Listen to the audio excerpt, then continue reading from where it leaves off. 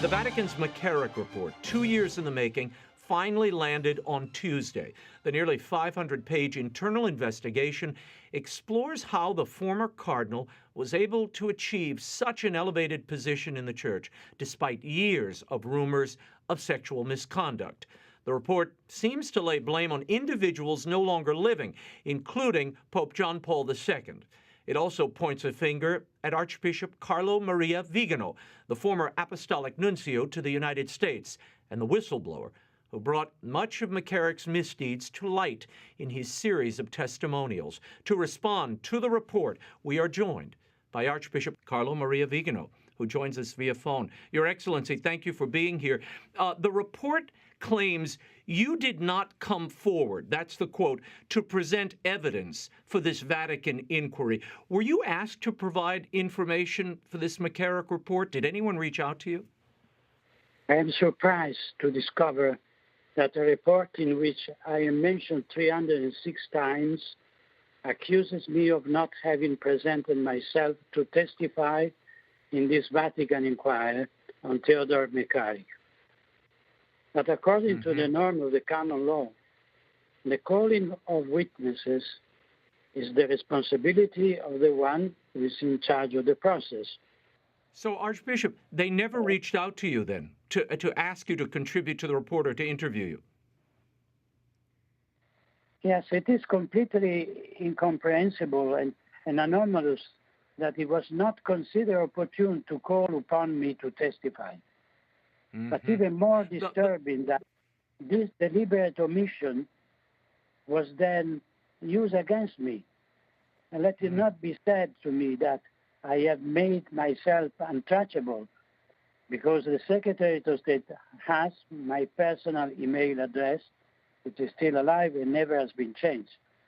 Furthermore, it is also seems significant to me that James Green, the only victim of McCarrick's sexual molestation who had the courage to denounce him publicly, does not appear in the report, and that there is no trace of his testimony in which he would also reported the trip he made with McCarrick to St. Gallen at the end of the 1950s. Interesting. From the public statements of James Green, it is clear that the beginning of McCarrick's climb, he was then a young, newly ordained priest, coincided with that visit to Switzerland, to a monastery that was later the site of the meeting of the conspirator of the so-called St. Gallen mafia. And according to the declaration of the deceased Cardinal Gottfried Daniels, that group of prelates decided to support the election of Bergoglio, both after the death of John Paul II, as well as during the conclave that followed the controversial resignation of Benedict XVI. Then Cardinal McCarrick admitted to having supported the election of Cardinal Bergoglio at the beginning of the general congregations, prior to the conclave that had been held a few months earlier. I wonder what sort of reliability a judicial body can have that at such an obvious conflict of interest due to his past relationship with the accused. How can Bergoglio and the Secretary of State that depends on him pretend to appear impartial when McCarrick went to the Vatican with an abnormal frequency, when in June 2013 he was tasked with making a diplomatic trip to China? And how can one not think that their repeated attempts at cover-up and denial of their responsibility are the cause of the systematic effort to discredit me as a witness in order not to bring to light the complicity and circumstances that exist between them and McCarrick himself? Your Excellency, the Pope, according to the report, maintains that you did not inform him of McCarrick's activities or restrictions on McCarrick in June of 2013. The Pope was certain that, quote, you as nuncio never told him that McCarrick had committed crimes against any person, whether adult or minor, or described McCarrick as a serial predator. Your response? Yes, this statement is absolutely false.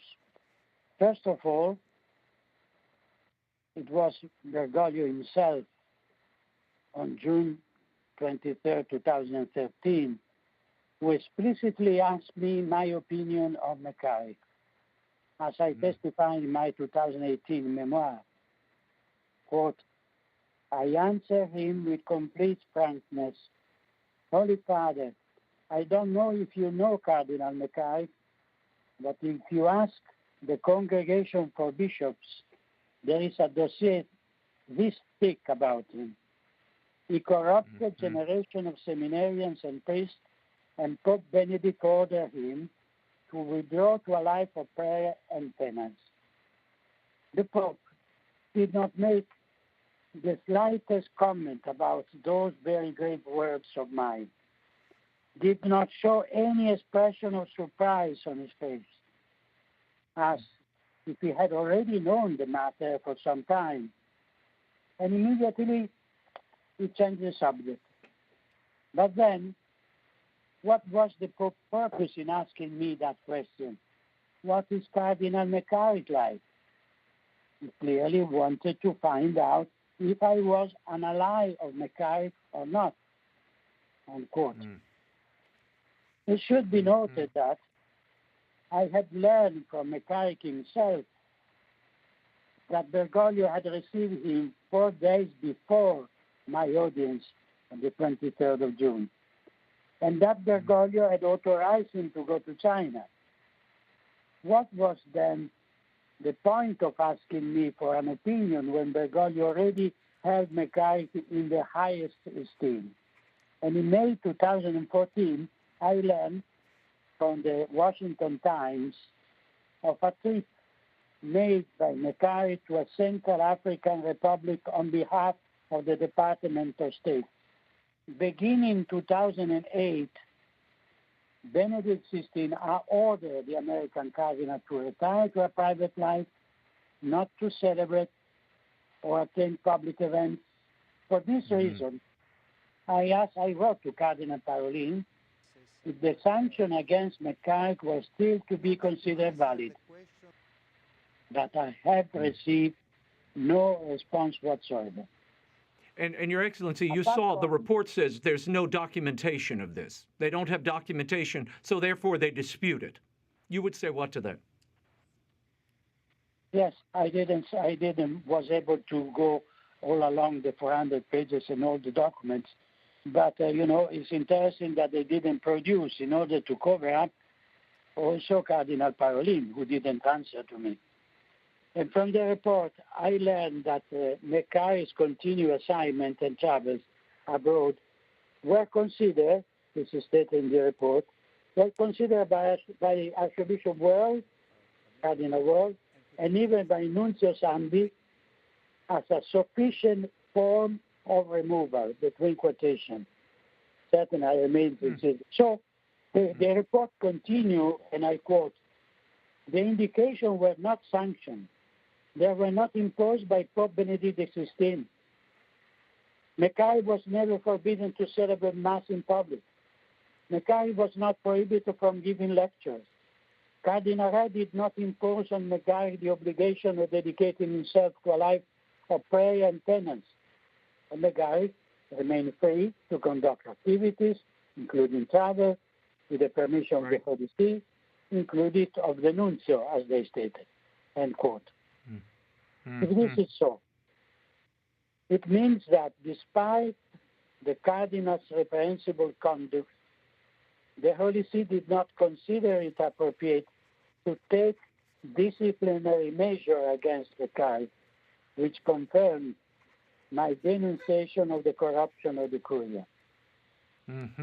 Your Excellency, the report goes to great pains to paint you as somehow lax in investigating the claims of priest number 3 in 2012. Now, the Vatican says you brought the concerns of this priest who claimed he was abused by McCarrick. You brought those concerns to the Holy See, to Cardinal Willett, who instructed you to investigate them. But then he claims he never heard back from you. Did you avoid placing yourself, as the report says, quote, in a position to ascertain the credibility of priest 3? They said you never contacted the priest, the vicar general of McCutcheon, or the bishop as instructed. Your reaction? It is obvious that my role was in bringing McCarrick scandals to light, and that I have always taken steps to report any information that came into my possession to the Holy See. I recall that we are talking about 2012, when I had just been appointed nuncio to the United States. In the report, I am accused, as you said, of not having followed up on the request for information regarding the accusation made by priest 3, to not mention his name. This is absolutely false. It is the writers of the report themselves who provide the evidence of the deception they had concocted in order to strike me and discredit me. In fact, in another place of the same report, it says that on June 13, 2013, I wrote to Cardinal Willett, sending him both the letter that Bishop Butkowski had written to me, as well as the letters he sent to priest number 3. I informed him that the civil case of priest 3 had been dismissed without the possibility of appeal, and Bishop Butkowski of McCutcheon characterized the accusation of priest 3 as false and slanderous. I would like to emphasize one aspect in particular. Those who accuse me of not having sent a written communication to Bishop Butkowski, the ordinary of the priest 3, and Bishop McCutcheon, know very well that this depends on the precise direction of the Secretariat of State. They know equally well, as the report confirms, that there was a telephone communication between Bishop Butkowski and me, about which I, in return, informed Cardinal Willett.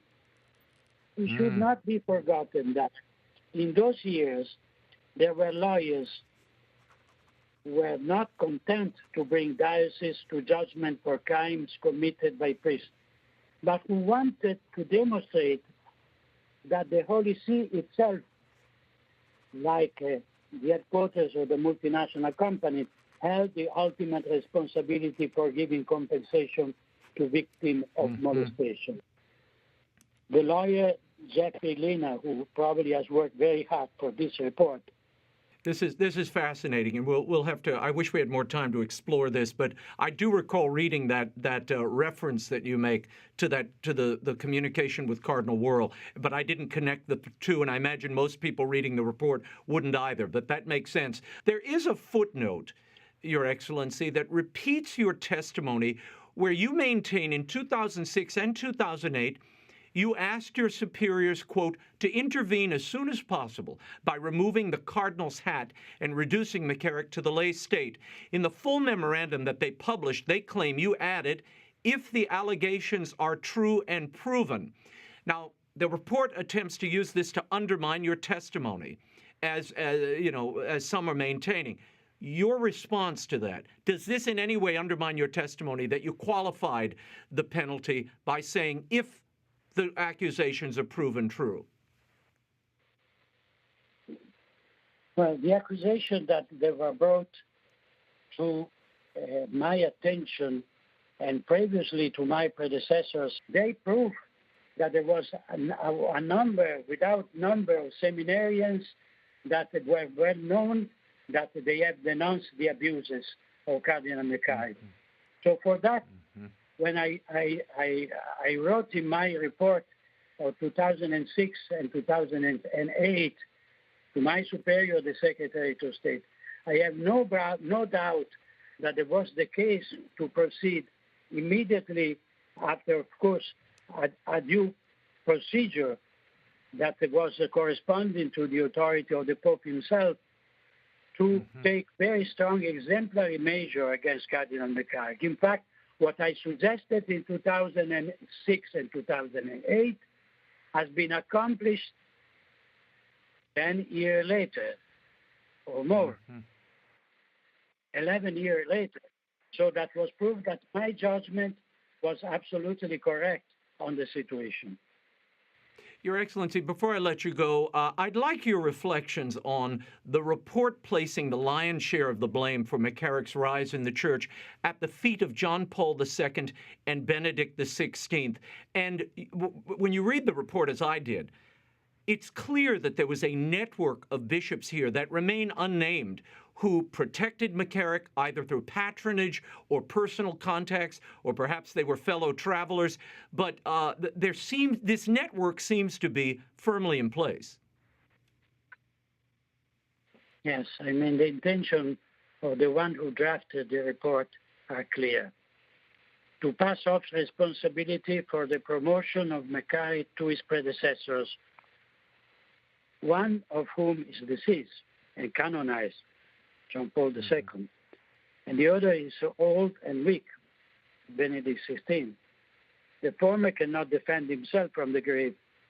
The disturbing thing is that within the report itself, obviously put together by many hands, there are numerous contradictions, enough to make the argument set forth the report have little credibility. I wonder then, who convinced John Paul II and Benedict XVI not to take into account the serious accusation against McCarrick? Who had an interest in getting McCarrick promoted so that he could gain an advantage in terms of power and money? Someone probably made John Paul II believe that the accusation against McCarrick were fabricated, following the model of discrediting operation that Communist Poland had already carried out against good bishops and priests who opposed the regime. In the case of John Paul II, the main party interested in the promotion of McCarrick was definitely Cardinal Sodano. He was Secretary of State until September 2006. All information came to him. In November 2000, he already had received information from Nuncio Montalvo on his report of the accusation of grave abuse committed by McCarrick. Let us not forget that in this period, the scandal of Father Maciel broke out, which Sodano sought to cover up by falsifying a statement of Benedict XVI. I was present to that, in which it was said that the Pope considered the case closed. Benedict XVI called a plenary section of the Congregation for the Doctrine of the Faith, and Cardinal Arinze, who was member of that congregation at that time, succeeded in having Maciel condemned despite the opposition of the Secretary of State. And after that also the name of Cardinal Sodano also appeared in connection to a scandalous real estate speculation in the United States. In 2003, the same connection, the same complicities, the same acquaintance always recur. McCarrick, Clinton, Biden, the Democrats, the modernists, along with a perception of homosexual and molester that is not irrelevant. With regard to Benedict XVI, the ones who had daily direct access to the Pope were the Secretary of State Bertone and the substitute Sandri, who were able to control and filter information about McCarrick and exert pressure on the Holy Father regarding the situation of Pope Benedict. The report speaks for itself. The one, and it's stated in the report, The one who presented the question directly, or McCarrick, directly to Pope Benedict XVI was Cardinal Bertone, who, contrary to what I have repeatedly proposed, namely that the very grave and detailed accusation against McCarrick required an exemplary canonical process leading to his removal from the Cardinal College and his reduction to the lay state, led Pope Benedict to decide that no canonical process should be undertaken, nor should any canonical sanction be prescribed, but that instead, and I quote, a simple appeal to McCarrick's conscience and ecclesial spirit would be made. And here, yet another flagrant contradiction appears evident.